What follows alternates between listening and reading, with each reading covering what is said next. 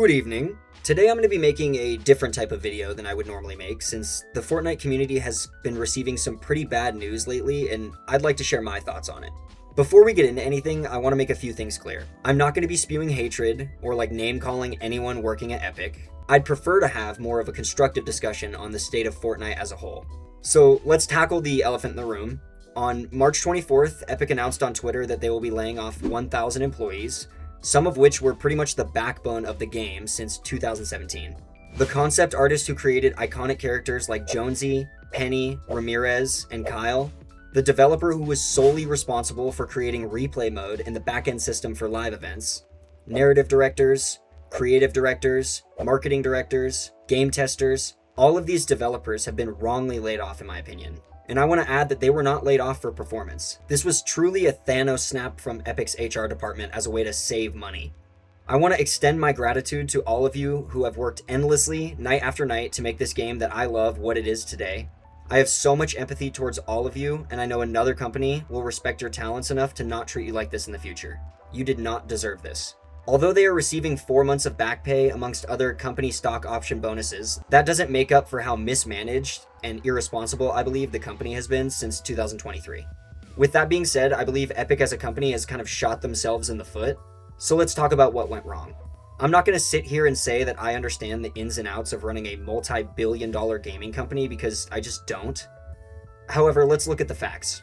Since 2023, with the introduction of UEFN, Epic has paid out around $720 million to its creators. It's very clear that Fortnite wants to become a Roblox competitor, but ever since the introduction of this program, people were given poorly designed tools on an unpolished system.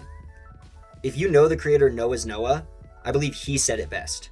Alright, long story short, Epic last year pretty much announced that they were done being a serious company and they were willing just to pay anyone to make maps in the game. I read about it and the requirements were actually really simple. Learn how to use the most unoptimized software in human history, be over 18, and probably also be unemployed. And I was like, wait. That is literally what begun. About 70,000 people entered that year. It's a massive free-for-all of nerds, the unemployed, scammers, corporations, influence. But at the end of the day, it just came down to who wanted it the most. We've seen nothing but copy and paste, red versus blue, brain rot, 1v1, box fights, amongst tons of other basic creative 1.0 experiences. So why should these maps, which have been around for a long time, be given the opportunity to drain the company's budget when it's never really been profitable for years? Tim Sweeney has stated publicly that Fortnite on average used to overspend by about $1 billion a year over budget. Eventually, after some budget cuts and the last round of layoffs, they knocked that down to a couple $100 million. But you see where I'm coming from, right? These maps were given way too much for simple experiences that players have been having since chapters 2 and 3. In my opinion, they should have never released the program in its current state because it was and still is not ready to grow the platform like they want it to. I believe that they should be focusing more on the thing that made their company what it is. A simple battle royale focused on storytelling, interesting characters, and a unique and cartoonish take on a shooting game. Look at some of the original items and how simple but iconic they have become.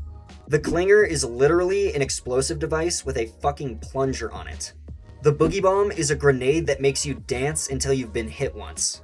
The Baller is, oh my god, you guessed it, a plastic hamster ball with a plunger on it to get around the map faster. You see where I'm coming from, right? The thing that made Fortnite what it was and made it so iconic is kind of just not around anymore. I believe that there's way too many collaborations added to the game right now, to the point where even if you bought everything that you liked, you'd probably still go into debt. How sustainable is it for the consumer to add 5 collaborations every single week and expect the average person to be able to afford those? Now, kind of going off of the collaborations, I don't know if that ends up being a net positive for them as a company. I'm just going to take a wild guess and say that it does. So when the V-Bucks price increase was announced, I was obviously disappointed. Buying collaborations was going to become even harder for people who wanted them. But my thinking is if Fortnite needed to raise prices and internally reallocate its development teams to focus on what's working versus what isn't working, I'm okay with that in the long run. Maybe that means we'll get better collab items during future seasons. Maybe that means we'll get a full battle pass of original characters more. Maybe we'll get new season ideas that we've never had before. But obviously that's not what happened. And what I'm concerned about is how short the time between the announcement of the V-Bucks price increase was versus the layoff announcement. One of the last things I'd like to focus on is the lawsuits. Since 2019, Epic has been in some serious legal battles with Apple and Google to have Fortnite return to those respective mobile app stores on those devices. I don't want to bore you with a bunch of legal mumbo jumbo, but essentially, Epic has spent billions in court fighting these lawsuits. While the CEO of Epic himself, Tim Sweeney, has publicly stated that not only they can afford it, but they're willing to keep fighting simply because they can and they have the money. So I'm confused, do we have the money or not? Because why are we laying off 1,000 employees at random one morning? I want to wrap everything up with some final thoughts on what I think the direction Epic and Fortnite needs to take going forward. Firstly, since the inception of UEFN, the payout for map creators has always been way too high, and it needs to be adjusted. I don't think Epic owes those map creators that much money when clearly the engagement on their platform has been fading since the beginning of 2025. Second, I think Epic needs to prioritize Battle Royale, OG, and Reload until UEFN is properly developed enough to allow other developers to come to their game and grow their platform. Third, I think Epic needs to be more transparent and interact with the community like they used to do in Chapters 1 and 2. People felt like Fortnite cared during that time. I don't think they feel like that anymore. Lastly, I just want to say that I love this game, and even with the bad news that we've been receiving lately, I don't think the game's going to die anytime soon.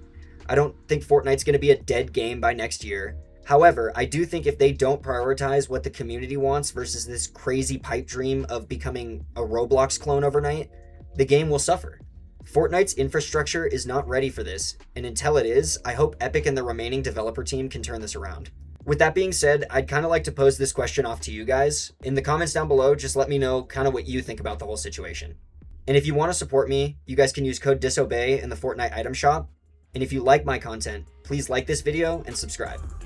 Thanks, guys.